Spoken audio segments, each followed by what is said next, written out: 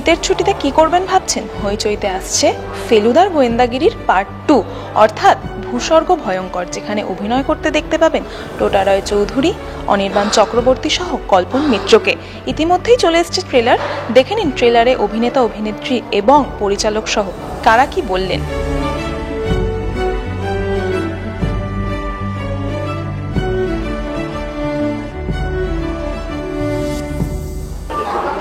না, নস্টালজিয়া তো ডেফিনেটলি রয়েছে এবং প্রত্যেকের সাথেই যে কাজ করেছি, এক ডিরেক্টরের সাথে দুবার করেছি, আরেকজন ডিরেক্টরের সাথে, ফেলুদা তিনজনই আলাদা আলাদা ছিল। তা প্রথমবার যখন করেছিলাম তখন তো একটা সুযোগ পাওয়া, প্রথম ফেলুদা করা যে রোমাঞ্চ ছিল, পরের বার অভ্যস্ত, তখন আমি ডিরেক্টর বা ওই টিম বা বাকি সবার সাথে অনেক বেশি পরিচিত এবং আমি ফেলুদার থেকেও খানিকটা বয়সে বড় তখন, সেকেন্ড যে ফেলুদা, থার্ড ফেলুদার তো বন্ধুই। তা এই প্রত্যেকবারের ইকুয়েশন, কেমিস্ট্রি এগুলো আলাদা আলাদা হয়েছে। আমি ওইগুলোর মধ্যে দিয়ে যেতে চাইছি না, মানে এই পুরোটা না অনেকগুলো জার্নি, ইমোশনাল জার্নি।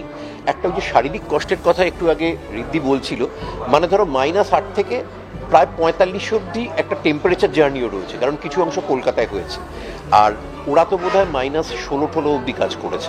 সেই অংশে আমাদের করতে হয়নি, কোর টিম করেছিল, এত বড় পড়েছে যে পুরো টিম নিয়ে কাজ করা যাবে না বলে আমাদের শুটিং একদিন পিছিয়ে দেওয়া হলো, সোনমার্গে আমরা করতে পারিনি।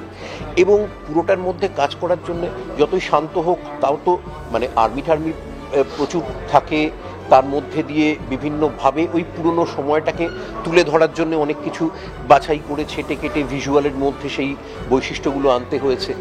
এবং এই ফেলুদা পড়ার জন্যে যে কতগুলো ইম্প্রোভাইজেশন হয়েছে, বাকি পুরোটা দর্শক দেখে বলবে কেমন লেগেছে। আমার এই সিচুয়েশন চরিত্রটার ক্ষেত্রে আমি কতগুলো ছুঁয়ে যাওয়া তথ্য রয়েছে, যেগুলো ফ্ল্যাশব্যাকের মধ্যে দিয়ে এখানটা এক্সপ্লোর করতে পেরেছি, যেহেতু এটা একটা ওটিটি সিরিজ, তাতে অনেক ইলাবোরেট করে ব্যাক স্টোরি বলা যায় এবং সেখানটা 3টে ফ্ল্যাশব্যাক পড়ার সুযোগ পাচ্ছি, যেখানটা একটা চরিত্রের ওই ডেভেলপমেন্ট বা ইভলভ করার জায়গাটা, যে বিভিন্ন বয়সের চরিত্র করছি, তাতে একটা চরিত্র গ্রো করছে, তার ইমোশনাল যে ফিল্ডগুলো সেগুলো বদলে বদলে যাচ্ছে। আমার কাছে এটা একটা দারুণ, মানে খুব লোভনীয় একটা প্ল্যাটার হয়ে এসছে এই চরিত্রটা, এবং আমার ধারণা দর্শকেরও সেটা খুবই ইন্টারেস্টিং লাগবে। এবং তাছাড়াও এটা খুব চমৎকার একটা ফেলুদা হয়েছে, মানে সবারই এটা ভিজুয়ালি এত রিচ হয়েছে না, যা যা পাওয়া গেছে, একদম বরফে ধুধু সাদা থেকে শুরু করে বরফ খানিকটা ভাঙছে এবং কাশ্মীরের গ্রিনারি, এই 3টে জায়গা একদম আলাদা আলাদা করে তোমরা বিভিন্ন টেক্সচারে বুঝতে পারবে, সেটা রয়েছে।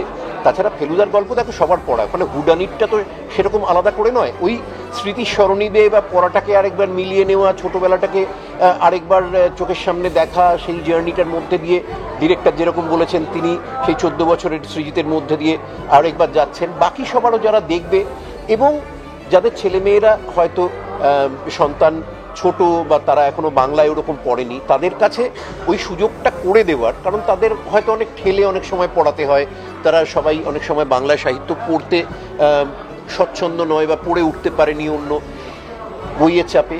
ঋদ্ধির কথা মতো সত্যি সত্যি এই মানে দেখার মধ্যে দিয়ে আবার পড়ার উৎসাহটা যদি তৈরি হয়, তাহলে এটা মানে গোটা টিমের কাছে, ডিরেক্টরের কাছে, আমাদের সবার কাছেই, অভিনেতাদের কাছে খুব বড় একটা প্রাপ্তি হবে।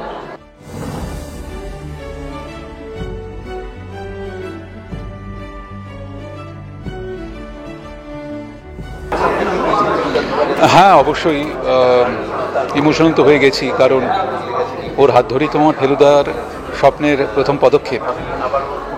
ও যদি বলে চলে যাবে, তখন স্বপ্নটাই তো ওখানেই ভেঙে গেল বা থেমে গেল।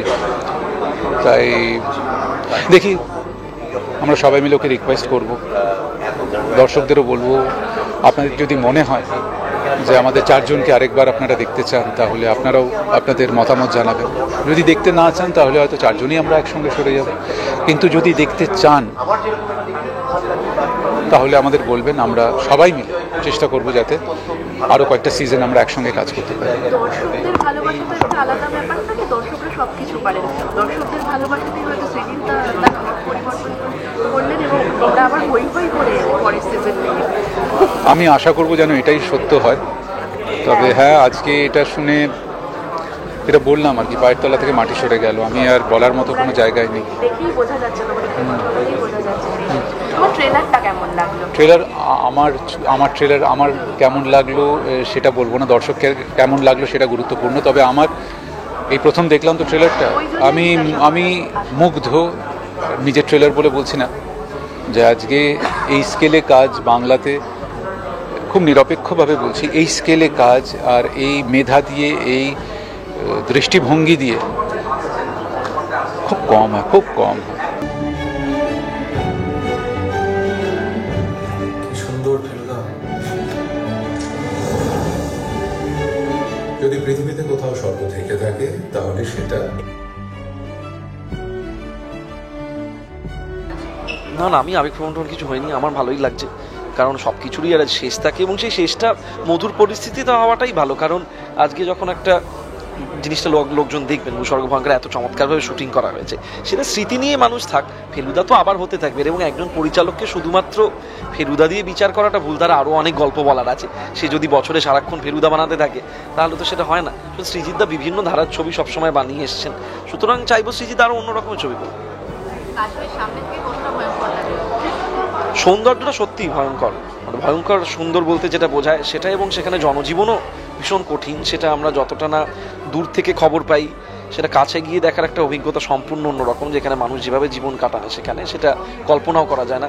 এবং তার সঙ্গে আমার যেটা অপূর্ব লাগলো, যে বাংলা ইন্ডাস্ট্রির এত সীমিত ইনফ্রাস্ট্রাকচারে, পরিসরে, এত কম অর্থ থাকা সত্ত্বেও আমরা এত চমৎকার টেকনিশিয়ান আমাদের আছে, তারা 15-16 দিনের মধ্যে এইরকম প্রতিকূলতার মধ্যে একটা এরকম ওয়েব সিরিজ যেভাবে শ্যুট করলো, সেইটা দেখে আমি সত্যি মুগ্ধ হয়ে গেছি।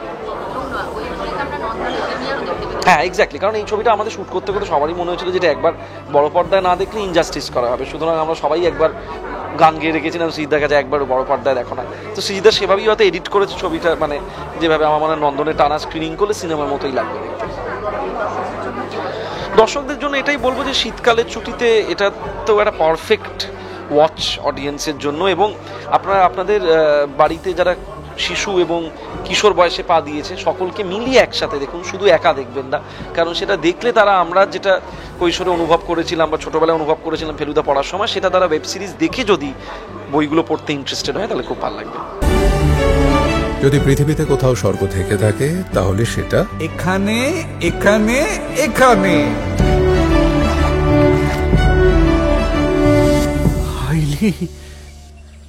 Highly magnificent. না না না, এটা টিমের আবদারের ব্যাপার না। সবাই ইমোশনাল এবং মন খারাপ সবার হচ্ছে, সেই জায়গা থেকে হচ্ছে। কিন্তু সব কিছুর একটা লজিস্টিক দিক আছে। তো সেই লজিস্টিক দিকে ওয়েব সিরিজের বাজেটে সত্যিই ফেলুদা করা সম্ভব নয়। সিনেমার বাজেট না হলে ফেলুদার যে এত ট্রাভেল, সেই ট্রাভেলটা না, মানে সেটা নিয়ে আমি কোনো আপোষ করতে চাই না।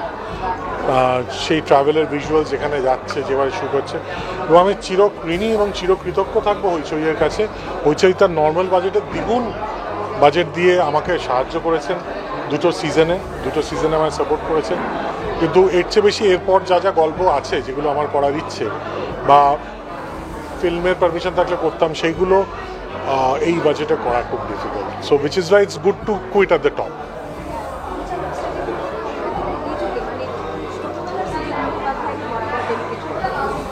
একদমই তাই, কারণ শুটিংয়ের সময় রিজুই আমার পাশে বসে থাকে, এবং সেই নিষ্পাপ রিজু যে বড় হয়ে কোনো দিন সৃজিত মুখার্জি হবে, সেই বাচ্চা ছেলেটার জন্য এবং এরকম লক্ষ লক্ষ রিজুদের জন্য ফেলুদা বানানো। তারা যেন বারবার সত্যজিৎ রায়ের বইয়ের পাতায় ফেরত যায়। তাই জন্য যে কাস্টিং, সেটা একদম বইয়ের পাতা থেকে উঠে আসা কাস্টিং। সেটা কল্পন হোক, সেটা টোটা হোক, একদম স্কেচের সাথে মিলিয়ে। তো আমি চাইবো সবসময় ফেলুদার বইতে আমাদের কিশোররা ফেরত যায়।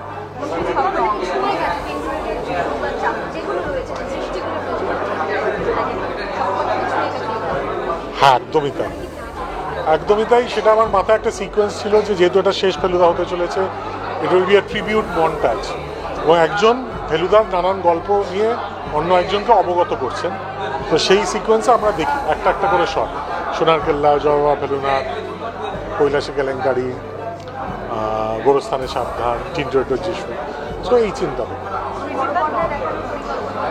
নন্দনে 19 তারিখ একটাই শো হবে, স্পেশাল স্ক্রিনিং, সেখানে অবভিয়াসলি গেস্ট থাকবেন। তাছাড়া যেই সিটগুলো ফাঁকা থাকবেন যে কেউ এসে দেখতে পারেন, কোনো অসুবিধা নেই। 20 তারিখ থেকে it's going to stream on হয়েছে।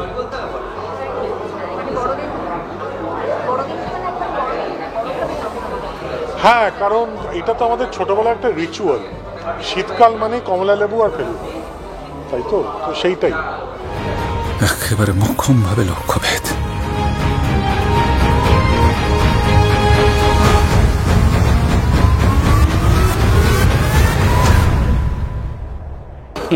ভূস্বর্গ এমনিতে খুব ভালো, তা যেটা দেখতে পাবে তোমরা। কিন্তু পেছনে শুটিং করতে গেলে অনেক কিছুর মধ্যে দিয়ে আমাদের যেতে হয়, সব কিছু তো নিজের ইচ্ছা মতো থাকে না।